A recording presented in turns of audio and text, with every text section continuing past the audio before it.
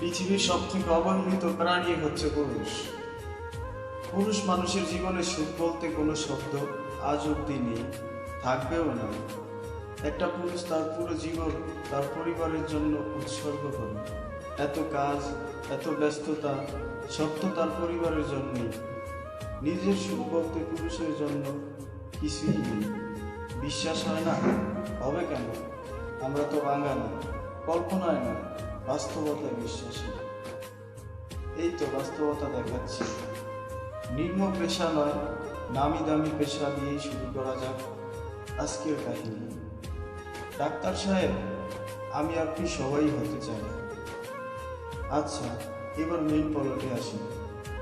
একটা সরকারি ডাক্তারের ডিউটি শুরু হয় সকাল 9টা, আলহামদুলিল্লাহ, আর শেষ হয় সন্ধ্যা।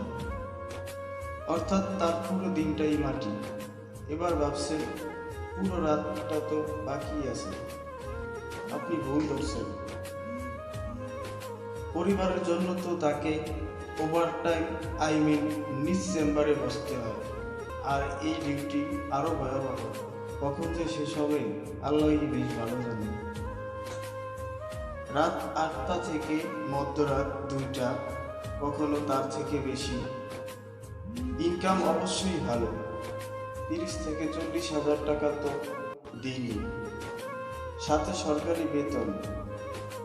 তো এতে এই ডাক্তারের সুখ কোথায়? সারাদিন রোগীর মাঝে, হাসপাতালে ব্যস্ত। তবে ডাক্তারের মা বলবে, আমার ছেলে তো ডাক্তার, তাও অনেক গর্বের সাথে।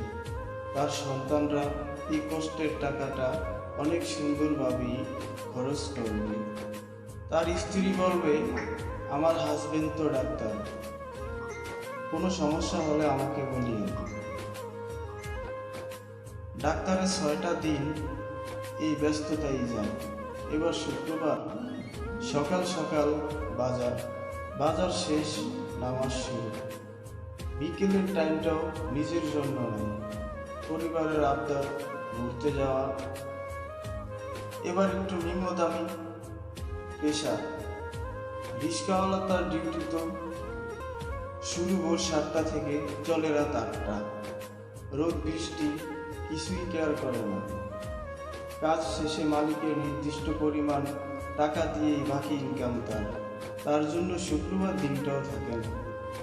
এত কষ্ট তার নিজ ফ্যামিলির জন্য, এর জন্য।